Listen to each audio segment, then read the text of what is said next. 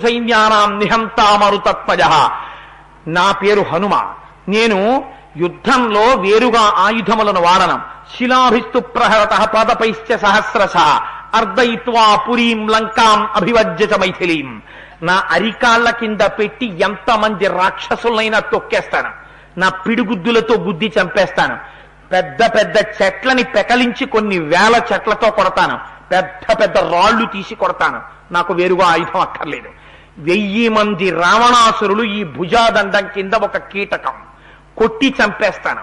అరచేతులతో మర్దించేస్తాను. నన్ను అడ్డగలిగిన వాడు ఈ లంకా పట్టణంలో లేడు.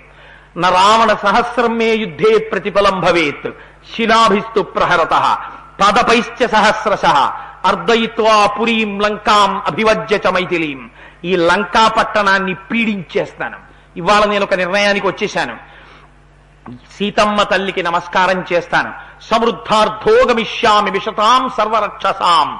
ఎలా వచ్చానో అలా 100 యోజనముల సముద్రాన్ని దాటి వెళ్ళిపోతాను. నన్ను పట్టగలిగిన మొగాడు మీ లంకా పట్టణంలో లేడు అని ఒక్కసారి ఆ తోరణం మీద కూర్చుని చెప్పారు. చెబితే అడిలిపోయారట చుట్టుపక్కల ఉన్న రాక్షసులందరూ. 80,000 మంది కింకరుల మూక స్వామి దగ్గరికి వెళ్ళి ఆయన మీద రకరకాలైన ఆయుధాలని విసిరారు. ఒక్కసారి చండ ప్రచండంగా చూశారు. అంతే. ఆ తోరణానికి ఉండేటటువంటి ఒక పెద్ద ఇనప పరిఘను ఒక దాన్ని ఊడబెరికారు. ఊడబెరికి ఆ పరిఘ తీసి కొట్టారు. కొడితే ఆనాడు స్వామి పరిఘ పెట్టి కొట్టేస్తుంటే గోటం పెట్టి కుంకుడుకాయలు కొడితే ఎలా పచ్చడైపోతాయో పరమ యథార్థం. వాల్మీకి మహర్షి అలాగే చెప్పారు. అక్కడ ఏమీ లేవు. అప్పటి వరకు 80,000 మంది కింకరుల మూక స్వామి హనుమ పరిగ పట్టుకుని గిర్ర గిర్ర గిర్ర గిర్ర తిప్పి కొడితే కళ్ళు మూసి కళ్ళు తెరిచేటప్పటికి మాంసపు ముద్దలు పడిపోయి ఉన్నాయి. నెత్తుటి మరకలతోటి రక్తం ప్రవహిస్తోంది. అంతే. హడిలిపోయారు, పరిగెత్తారు. మళ్ళీ వెళ్ళి రావణాసురుడికి చెప్పారు. 80,000 మంది కింకరులు మలసిపోయారు. ఒక్కసారి మళ్ళీ ఆ తోరణం ఎక్కి కూర్చున్నారు. చుట్టూ చూశారు. పచ్చటి నేత్రములు మెరిసిపోతున్నాయి స్వామివి. దూరంగా చైత్య ప్రాసాదం కనపడింది 1000 స్తంభాలతోటి. దీన్ని విడిచిపెట్టకూడదనుకున్నారు. ఒక్క దూకు దూకి ఆ ప్రాసాదం దగ్గరికి వెళ్ళారు. దాని మీదకెక్కి నిలబడ్డారట. నిలబడి ఆ రోజున స్వామి ప్రమమా ఘోరసాకాంశ్చీ ఊరుభ్యానపరాన్ కపి కేచిత్తస్య నినాదేన తత్రైవ పతితా భువి. ఆ పెద్ద ప్రాసాదం మీద నిలబడి సూర్యుడికి ఎదురు నిలబడిన సూర్యుడా అన్నట్టుగా నిలబడి ఒక్కసారి ఒక పెద్ద నాదం ఒకటి చేశారట. ఆ నాదం వినేటప్పటికే లంకాపట్టణంలో కొన్ని వేల మంది గుండెలు బద్దలైపోయి చెవుల వెంట ముక్కుల వెంట నెత్తురు కారి కింద పడి చచ్చిపోయారు. చెట్ల మీదున్న పక్షులు వెంటనే కింద పడి మరణించాయి. ఒక్కసారి తొడలు కొట్టారు. ఆ తొడలు కొట్టినప్పుడు వచ్చినటువంటి ధనికి కొంతమంది రాక్షసులు చచ్చిపోయారు. హనుమ యొక్క అవిక్ర పరాక్రమం అంటే అలా ఉంటుంది అని చూశారట. చూసి ఒక్కసారి ప్రాసాదస్య మహాంతస్య స్తంభం హిమపరిష్కృతం ఉత్పాటయిత్వా వేగేన హనుమాన్ పవనాత్మజ తతస్తం భ్రామయామాస శతధారం మహాబలః తత్ర చాగ్నిస్సమభవ ప్రాసాదస్యాప్యదహ్యత. ఆ ప్రాసాదమునకు మధ్యలో ఒక బంగారు స్తంభం ఒకటి ఉంది. ఆ స్తంభాన్ని ఊడబెరికారు. ఊడబెరికి శతధారం మహాబలః గిర్ర గిర్ర గిర్ర గిర్ర తిప్పేట గాలిలో. ఆ వేగానికి అందులోంచి అగ్నిహోత్రం పుట్టింది. ఆ అగ్నిహోత్రంలో ఈ చైత్య ప్రాసాదం అంతా కాలిపోతోంది. బంగారము వెండి అంతా కాల్వలై ప్రవహించి వెళ్ళిపోతోంది. ఆ చేతిలో పట్టుకున్న బంగారు స్తంభంతో 100 మంది రాక్షసులు ఆయన మీదకి వచ్చారు. దానికి కాపలా ఉన్నవారు ఆ స్తంభంతో కొట్టి చంపేశారు. ఎగిరి మళ్ళీ తోరణం దగ్గరికి వచ్చారు. మళ్ళీ జయచ్చటి బలో రామో లక్ష్మణశ్చ మహాబలః. మళ్ళీ జయమంత్రం చెప్తూ తోరణం ఎక్కి కూర్చున్నారు. ఈలోగా కబురెళ్ళింది రావణాసురుడికి. 80,000 మంది కింకరుల మూక మడిసిపోయిందని. జంబుమాలిని పిలిచాడు. ప్రహస్తుడనేటటువంటి వాడి కుమారుడు పిలిచి, జంబుమాలి చాలా జాగ్రత్తగా నీకున్న అస్త్రశస్త్రములన్నింటినీ ధ్యానం చేస్తూ నీ రథం ఎక్కి యుద్ధానికి వెళ్ళమన్నాడు. గాడిదల పూంచినటువంటి రథం ఎక్కి జంబుమాలి యుద్ధానికి వచ్చాడు. యుద్ధానికి వచ్చి ఆ తోరణం మీద కూర్చున్నటువంటి స్వామి హనుమని చూశారు. స్వామి ఒక పెద్ద రాతిని ఎత్తి ఆ జంబుమాలి మీదకి విసిరారు. విసిరితే అది పడే లోపలే వాడు అర్ధచంద్రాకారపు బాణములతోటి నారాచ బాణములతోటి కొట్టి దాన్ని తుత్తునీయలు చేశాడు. తర్వాత ఒక సాలవృక్షాన్ని పెరికి విసిరారు. ఆ చెట్టు మీద పడకముందే దాన్ని ఖండములుగా కొట్టాడు. అర్ధచంద్రాకారపు బాణములను లలాటమనందు కొట్టాడు హనుమతి. కొడితే ఆయనకి నెత్తురు కారి ముఖం మించి కింద పడుతోంది. ఆయన వక్షస్థలంలో 10 బాణాలు కొట్టాడు. కొడితే నెత్తురు కిందకి జారుతోంది. చూశారు, ఓహో నన్ను కొట్టగలిగిన మొనగాడివిరా నువ్వు అనుకున్నారు. ఒక్క పరిఘనొక దాన్ని మళ్ళీ ఊడబెరికారు. మళ్ళీ గిర్ర గిర్ర గిర్ర గిర్ర తిప్పారు. పిడుగొచ్చి రథం మీద పడ్డట్టుగా ఆకాశంలో ఒక్క ఎగిరెళ్ళి వాడి మీద పడి కొట్టారు. కొట్టేటప్పటికీ తస్య చైవ శిరన్నాస్తి నబాహు నచజానుని నరథం ఏవి ఒక్కటి కనపడలేదు. అప్పటి వరకు జబ్బుమాలి కనబడ్డాడు, గాడిదలు కనబడ్డాయి, రథం కనబడింది, ధనస్సు కనబడింది, భుజాలు కనబడ్డాయి, ఇన్ని కనబడ్డాయి. పరిగ పెట్టి ఒక్క దెబ్బ కొట్టారంతేట. తస్య చైవ శిరన్నాస్తి నబాహు నరజానుని నరథం నాశ్వాహ తత్రా దృశ్యంతి నేషవః. ఏమీ కనపడలేదు. అన్నీ కలిసి ఇంత మాంసపు ముద్దయిపోయి ఉండిపోయి ఒక్క దెబ్బ కొట్టి మళ్ళీ తోరణం ఎక్కారు. ఎక్కి మళ్ళీ జయవంతం చెప్తున్నారు. కూర్చున్నారు. కూర్చుని మళ్ళీ ఎవరు వస్తారని ఎదురు చూస్తున్నారు. ఆ మిగిలినటువంటి రాక్షసులందరినీ పట్టుకుని కాళ్ల కింద పెట్టి తొక్కేశారు, మోకాళ్లతో కుమ్మేశారు, 2 చేతులతో గుద్దేశారు, అరిచేతులతో మర్దించేశారు, అరిచేతులతో కొట్టి చంపేశారు. చంపేస్తే నెత్తురు కాల్వలై వెళ్ళిపోతోంది. మళ్ళీ కబురెళ్ళింది రావణాసురుడికి. వెళ్ళినటువంటి జంబుమాలి వెనకాతల వెళ్ళినటువంటి సైన్యము అంతా మరణించారు అని. వెంటనే వాళ్ళ ఇంట్లో వాళ్ళు ఏడవడం మొదలు పెట్టారన్నారు వాల్మీకి మహర్షి. ఇప్పటి వరకు ఏమిటి, ఒక వానరుడు పట్టుకోవడానికి ఎడుతున్నాడు అనుకున్నారు. ఎప్పుడైతే ఇంత తొందరగా 2 బ్యాచ్లు పోయాయని వార్త వచ్చేసిందో, ఈ 7 మంత్రిసుతులు బయలుదేరి పెడుతుంటే వాళ్ళ ఇంట్లో వాళ్ళు బాధపడ్డం మొదలెట్టారు. వీళ్ళు మళ్ళీ తిరిగి వస్తారా వెనక్కి అని. రాకపోతే వాడికే, అందుకని వాడు పంపించాడు. 7 మంత్రిసుతులు రథాలెక్కి సైన్యాన్ని తీసుకుని బయలుదేరారు. మహోత్సాహంతో ఆయన మీద యుద్ధం మొదలుపెట్టారు. అన్ని వేపుల నుంచి ఆయన మీద బాణప్రయోగం చేశారు. చేస్తే స్వామి చూశారట, ఆయన ఎలా ప్రతిజ్ఞ చేశారో అలాగే ప్రవర్తిస్తారు. తలేనాభ్యహనత్కాంశ్చి నఖైకాంశ్చిత్ దదారయత్ ముష్టినాభిహనత్కాంశ్చి నఖైకాంశ్చిత్ దదారయత్. ఒక్కసారి పెద్ద శరీరాన్ని పెంచేశారట. పెంచేసి ఆకాశంలోకి ఎగిరారు. అక్కడి నుంచి కింద పడ్డారు. కింద పడేటప్పటికే ఆయన కింద పడిపోయి పచ్చడైపోయారు చాలా మంది. మిగిలిన వాళ్ళని కొన్ని 100 మందిని తన చేతులకున్న గోళ్లతో గుండెలు గీరేసి చంపేశారు. కొంతమందిని తన పళ్లతో కురికి చంపేశారు. కొంతమందిని తన వాడి కోరలతో పొడి చేశారు. కొంతమందిని మోచేతులతో పొడి చేశారు. కొంతమందిని గుద్దేశారు. కొంతమందిని పాదాల కింద పెట్టి తొక్కేశారు. కొంతమందిని తొడల కింద పెట్టి నలిపేశారు. ఇన్ని వేల మంది రాక్షసుల్ని తలేనాభ్యహనత్కాంశ్చి పాదైకాంశ్చిత్ పరంతపః ముష్టినాభ్యహనత్కాంశ్చి నఖైకాంశ్చిత్ దదారయత్. అలాగే చంపేశారంతే, తన శరీరంతో చంపేశారు. చంపేస్తే ఆశ్చర్యపోయారట. ఎక్కడ చూసినా ఏమిటి, హతైర్నాగైశ్చ తురగైర్భగ్నాక్షైశ్చ మహోరథై హతైశ్చ రాక్షసైర్భూమి రుద్ధమార్గా సమంతతః అన్నారు వాల్మీకి మహర్షి. అందున చిత్రం ఏమిటో తెలుసా అండి, హనుమ యుద్ధం చెయ్యడం వచ్చిన ముందు రాక్షసుడిని, పెద్ద రాక్షసుడిని కొట్టేస్తారు. కొట్టేసిన తర్వాత ఇంకా ఆట మొదలెడతారు. గోళీకాయతో కొడతారు చూసారా, అలా అక్కడ ఉన్న ఏనుగునో దాన్ని తొండం పట్టుకుంటారు. పట్టుకుని ఏనుగుని కొడతారు. గుర్రాన్ని కొడతారు. రథాన్ని కొడతారు. పారిపోయేవాడితో కొడతారు. అలా తెగిపోయినటువంటి తలలు, చచ్చిపోయిన ఏనుగులు, తిరగబడిపోయిన ఏనుగులు, ఊడిపోయిన తొండాలు, తెగిపోయిన తలకాయలు, పచ్చడైపోయిన శరీరాలు, విరిగిపోయిన రథాలు, ఇదంతా ఎంతసేపట్లో, గట్టిగా ఒక 20 నిమిషాల్లో కొన్ని కోట్ల మంది నిహతులైపోయారు, పడిపోయారు. అక్కడ రక్తం కాలవల కింద ప్రవహించి వెళ్ళిపోతోంది. ఇంత పెద్ద అల్లరి జరిగిపోతోంది. మళ్ళీ రావణాసురుడికి కబురు వెళ్ళింది. వెళ్ళిన వాళ్ళందరూ చనిపోయారు. 7 మంత్రిస్తులని 5 సేనాగ్ర నాయకుల్ని పిలిచాడు. ఈసారి మీరు వెళ్ళి జాగ్రత్తగా పట్టండి, ఏమరపాటు తగదు. వచ్చినవాడు సామాన్య వానరం కాదు. చూడగా దేవతల యొక్క తేజస్సు వచ్చిందనుకుంటున్నాను. నేను ఎందరో ఋషుల్ని బాధ పెట్టాను. వారందరూ కూడా తమ యొక్క తపోశక్తుల్ని ధారపోసి సృష్టించిన మహాభూతమై ఉంటుంది. అందుకని ఆ మహాభూతాన్ని జాగ్రత్తగా పట్టుకోండి అన్నాడు. వీళ్ళు 5 సేనాగ్ర నాయకులు వెళ్ళారు.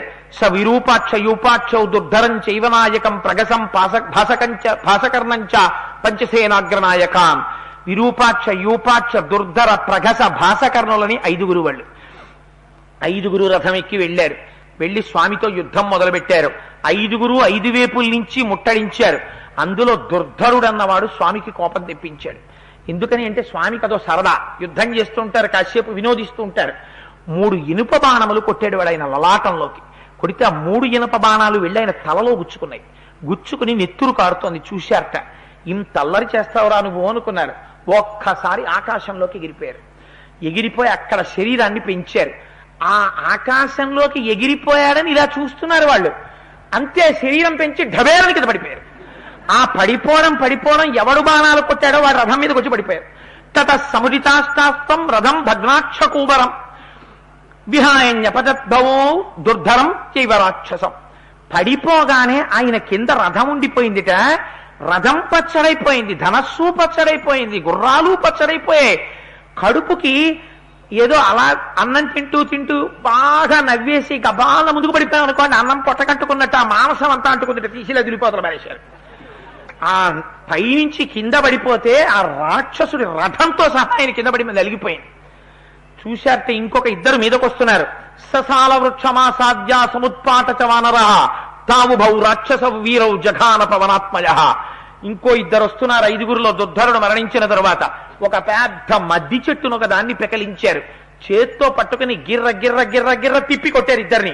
కొడితే అంతే, సగం నేల కట్టుకుంది, సగం చెట్టు కట్టుకుంది. విసిరోతల పారేశారు. ఇంకా తర్వాత పోనీ అంచేష్టి సంస్కారం చేద్దామన్నా ఇంకా బాడీలు ఉండవు, మాంసపు ముద్దలే ఉంటాయి అంతే. హనుమ కొడితే అలా ఉంటుంది. అందుకే వాల్మీకి రామాయణం కాదు కానీ ఒక చోట చెప్తారు, యుద్ధకాండకు ముందు, అయితే రామాయణంలో లేదు ఇది, జ్ఞాపకం పెట్టుకోండి. వాల్మీకి రామాయణంలో లేదు ఈ విషయం. ఒక సరదా సంతోషం కోసం ఒక మాట చెప్తారు. రామరావణ యుద్ధం ప్రారంభమయ్యే ముందు గ్రద్దలన్నీ సమావేశం పెట్టుకున్నాయిట. ఈ దుర్మార్గుడు రావణాసురుడు జటాయువుని చంపేశాడు రా, మన జాతిలో పెద్దవాణ్ణి, అందుకని మనం ఏం చేద్దామన్నారట. ఒరే మనందరం చాలా డిసిప్లిన్డ్ గా ఉందాం, రాక్షసుల్లా కొట్టుకోవద్దు. ఎవడైనా రావణాసురుడి తరపున యుద్ధానికి బయటికి వస్తుంటే మనలో ఒకడు వెళ్ళి వాడి జెండా మీద వాళ్దాం. గద్ద జెండా మీద వాళ్తే మళ్ళీ వాడికి రిటర్న్ జర్నీ టికెట్ ఉండదు, వాడు వెళ్ళడం వెనక్కి. అందుకని ఒక్కసారి వాళ్దాం. ఆ తర్వాత మనకు ఒక కట్టుబాటు ఉండాలి. మనం కుక్కలు కొట్టుకున్నట్టుగా మనం కొట్టుకోవద్దు. మనందరం ప్రశాంతంగా కొండ మీద కూర్చుని యుద్ధం చూద్దాం. చీకటి పడిపోయిన తర్వాత యుద్ధం ఆపేస్తారు. యుద్ధం ఆపేసిన తర్వాత బాగా దంతపుష్టి ఉన్నటువంటి యువక గ్రద్దలు లక్ష్మణుడు అంగదుడు కొట్టిన వాళ్ళని తినండి. ఎందుకంటే వాళ్ళు ఇంకా ఆఖరి ఊపిరి ఉందనక వదిలేసి మళ్ళీ ఇంకోటి మీదకి వెళ్ళిపోతూ ఉంటారు. అలాంటి వాళ్ళని తినాలంటే కొంచెం దంతపుష్టి ఉండాలి. అందుకని యువకులు తినండి. సుగ్రీవుడు, విభీషణుడు ఇలాంటి వాళ్ళు కొట్టి, జాంబవంతుడు ఇలాంటి వాళ్ళు కొట్టి చంపిన వాళ్ళని మధ్య వయస్కులు తినండి. ఎందుకంటే కొంచెం పచ్చడిగా కొంచెం గట్టిగా ఉంటుంది ఇంకా. అందుకని దాన్ని మధ్య వయస్కులు తినండి. బాగా పళ్ళూడిపోయినటువంటి ముసీలి గద్దలు ఇంకా బొప్పాయి పండు తొక్క పైకి రాకుండా గుజ్జుతో అంటుకుపోయినట్టుగా కొట్టేస్తారు హనుమ కొడితే. అందుకని అలా పళ్ళూడిపోయిన గద్దలు హనుమ కొట్టిన వాళ్ళని తినండి. ఎందుకంటే ఇంక అందులో ఏం ఉండదు, అంతా పచ్చడే, చక్కగా తీసుకుని 4 మీద పెట్టేసుకోవచ్చు. రాముడు చంపిన రాక్షసులు ఉంటారు, వాళ్ళని ఎవరూ తినకండి. రాముడు చంపిన రాక్షసుల్ని పట్టుకొచ్చి కొండ మీద పెట్టండి.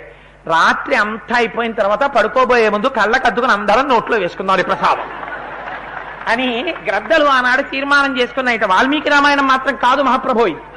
అందుచేత అలా ఆనాడు ఆ వస్తున్నటువంటి ఆ జంబుమాలిని 7 మంత్రిసుతుల్ని 5 సేనాగ్రనాయకుల్ని మహాత్ముడు సంహరించాడు. రావణుడు ఆ మాట వచ్చింది 5 సేనాగ్రనాయకులు కూడా మరణించారని. ఒక్కసారి సభలో తేరిపారి చూశాడు. వాడి చూపు ఎక్కడాగితే వాడి పని అయిపోయినట్టు చూసి తన కొడుకు దగ్గరే ఆపాడు, అక్షకుమారుడి దగ్గర. ఆయన చిన్న వయస్సులో గొప్ప తపస్సు చేశాడు. ఆయనకున్నటువంటి రథము, ఆ రథంలో ఉండేటటువంటి అక్షయ బాణ తూణీరాలు, అందులో ఉండేటటువంటి ఖడ్గాలు, అందులో ఉండేటటువంటి ఆయుధాలు అన్ని తపశ్శక్తితో సంపాదించినవి. తండ్రి తన వంక చూడగానే ప్రజ్వరిల్లుతున్న అగ్నిహోత్రంలో లేచాట. అప్పా, ఇన్నాళ్లకి యుద్ధం దొరికిందని రథం ఎక్కాడు. బయలుదేరి సంతోషంగా యుద్ధానికి వెళ్ళాడు. ఆ పిల్లవాడిని చూడగానే హనుమ అనుకున్నారట, అబ్బాయి ఎంత బాగున్నాడు రా ఈ పిల్లవాడు, చిన్న పిల్లవాడే కానీ వీడు అగ్నిహోత్రంలో ఉన్నాడు, చూస్తుంటే కాసేపు వీడిని యుద్ధం చేయనిద్దాం చూద్దాం అనుకున్నారట. వాడి వస్తూనే 3 బాణాలు కొట్టాడు హనుమ మీద. కొట్టి ఆయన్ని యుద్ధానికి ప్రేరేపణ చేశాడు. వాడు ఎంత యుద్ధం చేశాడంటే అక్షకుమారుడు స్వామి హనుమ మీద బాణ పరంపర కురిపించేశాడు. కురిపించేస్తే హనుమకి వాడిని కొట్టడం ఇష్టం లేదు. పిల్లాడు ఇంత బాగా వేస్తున్నాడు, చూద్దాం వీడు యుద్ధం అని ఆ బాణాల మధ్యలో దొరకకుండా సూక్ష్మ రూపంతో ఆయన తిరుగుతున్నారట. ఇంత వేగంగా తిరుగుతున్నాడు, ఈయనకి తగలటం లేదు బాణాలని కోపం వచ్చి అక్షకుమారుడు ఆకాశాన్ని అంతటి కప్పేశాడు బాణాలతో. కప్పేస్తే చూశారట ఆయన ఒంటి మీద ఖాళీ లేకుండా బాణాలు కొట్టేశాడు. కొట్టేస్తే చూశారట, అమ్మో వీడేదో పిల్లాడు కదా అని ఊరుకున్నాను, దేవతలు కూడా వీడి యొక్క యుద్ధం చూసి మన్నిస్తారు, సంతోషిస్తారు, కానీ మా ఇంట్లో అగ్నిహోత్రంగా ఎంత బాగా పెరుగుతోందో అని చూస్తూ ఊరుకుంటే ఇల్లు అంటుకుంటుంది, అందుకని వీడిని ఆపకూడదు, ఇంకా వీడిని చంపేయవలసిందే. చంపడానికి చేతులు రావట్లేదు, అయినా చంపేస్తాననుకున్నారట. ఒక్కసారి ఆకాశంలోకి ఎగిరారు. ఎగిరి పెద్ద శరీరాన్ని పెంచి అక్కడి నుంచి కింద పడ్డారు. పడగానే రథం తుత్తునియలైపోయింది. అయిపోగానే గుర్రాలు చనిపోయాయి, సారథి చనిపోయాడు, రథం మడిసిపోయింది. కానీ అందులోంచి అక్షకుమారుడు మాత్రం ఎగిరి గాలిలోకి వెళ్ళిపోయాడు. వెళ్ళిపోయి ఆకాశంలో నిలబడి వాడు యుద్ధం చేసి, వాడి రథానికి ఒక గొప్పతనం ఉంది, ఇంద్రజిత్ రథంలాగా ఆకాశంలో కూడా తిరుగుతుంది. ఇప్పుడు యుద్ధం చేస్తున్నాడు. యుద్ధం చేస్తుంటే స్వామి హనుమ చూశారట, ఇంకా వీడిని యుద్ధం చెయ్యనివ్వకూడదని. వాడి అదృష్టమో దురదృష్టమో కానీ ఒక్కసారి ఎగిరి వచ్చి కభాలన వాడి పాదాలు పట్టుకున్నారట. పట్టుకుని కిందకి లాక్కొచ్చేశారు. లాక్కొచ్చేస్తే మీరు ఒకసారి ఆలోచించండి, అంత పర్వతాకార సన్నిభుడైనటువంటి హనుమ వాడి పాదాలు అట్టుకుని వేగంగా కిందకి లాగేస్తుంటే బహుశా వాడి అంగీ గాలికి పైకి ఇలా బుట్టలా ఎగిరిపోయి ఉంటుంది.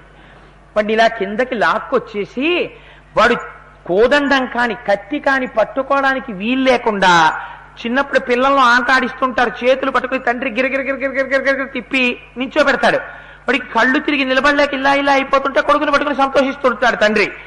అలా ఆ అక్షకుమారుడి రెండు కాళ్ళు పట్టుకుని గాల్లో గిర్ర గిర్ర గిర్ర గిర్ర గిర్ర గిర్ర తిప్పేట. తిప్పి ఒక్కసారి నేలకేసి కొట్టారు.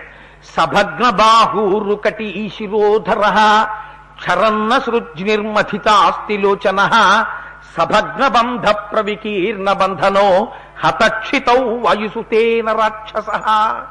ఆ కొట్టేటప్పటికి ముందు ఈ రెండు కళ్ళు పేలిపోయి గుడ్లు ఎగిరిపోయేట. తలకాయ 1000 వ్రక్కలైపోయి కొబ్బరికాయ దిష్టి తీసి కొట్టే ఎలా పగిలిపోతుందో అలా చిన్న చిన్న పెచ్చులు కింద విరిగిపోయింది. కొట్టుంటే కడుపు బద్దలైపోయి ప్రేగులన్నీ బయటికి వచ్చేసేయట. చేతిలో మిగిలిపోయిన కాళ్ళని తీసి విసిరవతల పారేశారు. అల్లా కొట్టి చంపేశారు. ఈ అసలు అది చూడగానే పారిపోయారు రాక్షసులందరూ. అమ్మ నాయనోయ్ చంపేవాడు ఉంటాడు కానీ ఇంత దారుణంగా చంపేయడం ఏమిట్రా బాబు అని పోయి రావణాసురుడికి చెప్పారు, చంపేశాడు నీ కొడుకునని. వాడికి మొట్టమొదటిసారి జీవితంలో బాధ అంటే ఏమిటో భయం అంటే ఏమిటో తెలిసింది. తన కొడుకు చచ్చిపోయాడనేటప్పటికీ